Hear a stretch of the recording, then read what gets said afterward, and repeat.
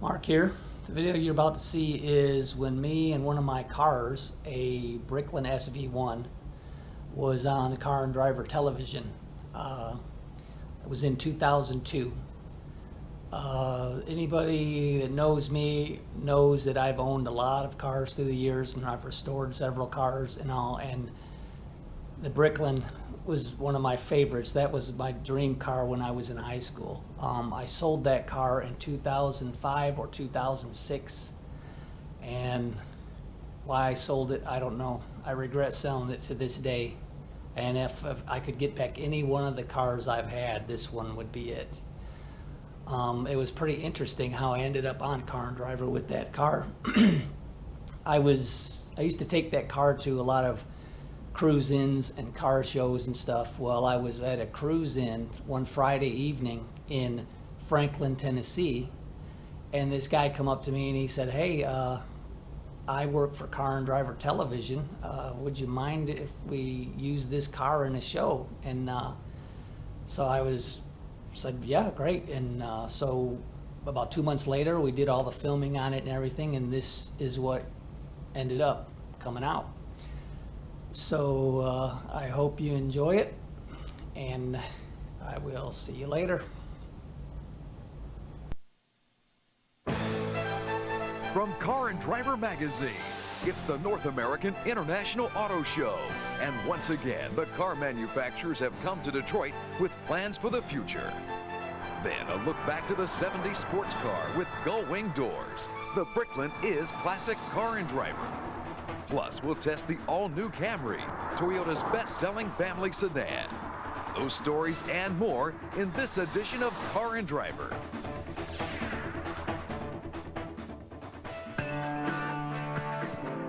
Once again, it's showtime in Detroit.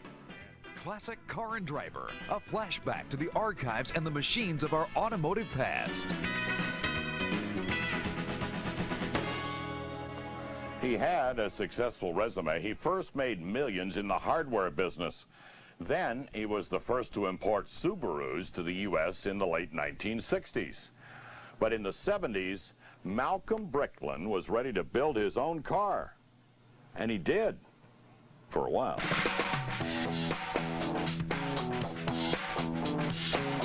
There have only been a few individuals in automotive history who have taken on the big three, bragging they could build a better car for the masses. Preston Tucker tried it in the 40s, Bricklin in the 70s, DeLorean in the 80s. The parallels between Malcolm Bricklin and John DeLorean are really kind of astounding. Both of them were pretty good salesmen, and both of them were good at talking people into handing out money. But that salesmanship gave Bricklin the confidence he needed to make and sell his own car. He raised $20 million, found a factory in New Brunswick, Canada, willing to take a chance, and hired engineers and designers from Detroit.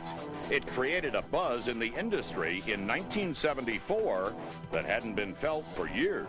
It's exciting when a new car is available, a new company, a new name. Hey, this could be this could be Carroll Shelby #2. This could be the beginning of a big era here. As it turns out, it wasn't.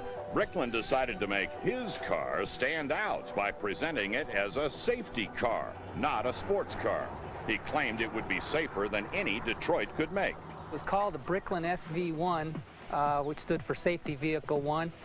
Some of the safety features were it has a frame built around the gas tank to protect it in an impact. It has full roll cage built into the body and for side impacts and rollovers. And the bumpers could withstand a 12-mile-per-hour impact without damage. Wide radial tires were added for safer traction, and disc brakes up front helped the 3,500-pound wedge come to a stop. A peculiar safety feature Bricklin insisted on was the absence of a cigarette lighter and ashtray, because he felt it was unsafe to smoke in a car. He claimed the flashy gull-wing doors were also a safety item because they wouldn't swing out into traffic, but they served another purpose: sales. Bricklin went with the gull-wing doors basically because it's just a really sexy styling feature. But in fact, gull wings aren't all that hot for a safety car because They're not that easy to get out of when the car is either on its side or upside down. The doors weigh about 100 pounds, so they're not real light to push open, but it can be done. I've done it. The body panels were another innovative but expensive feature for the car. They were made of molded fiberglass like the Corvette, but then had a half-inch thick layer of acrylic on the surface that was impregnated with the color. If the body was scratched, it could be sanded and buffed out by the owner. The futuristic design of the Bricklin created a lot of interest. Car magazines were quick to include it on their covers. When I was in high school, in the 10th grade, I walked into my high school library, and there on a book rack was this magazine, Car and Driver, with the Bricklin having a comparison against the Corvette. And when I saw this, it just got me hooked. I took the magazine, I snuck it out of the high school library and to read it, and I've still got this magazine all these years later.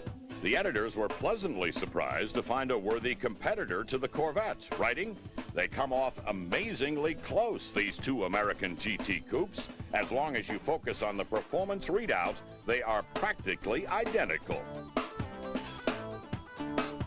For about $10,000, the Bricklin came with a long list of standard features. The only option available in 1975 was a choice of body color.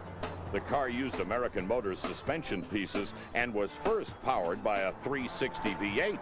But because AMC had trouble delivering engines on time, it was replaced by a Ford 351 V8. It was production problems that kept Bricklin from making his projected run of 1,000 cars a month.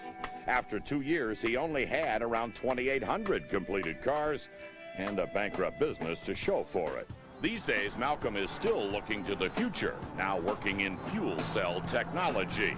But the visionary of the 1970s left behind his futuristic car, known as the Bricklin.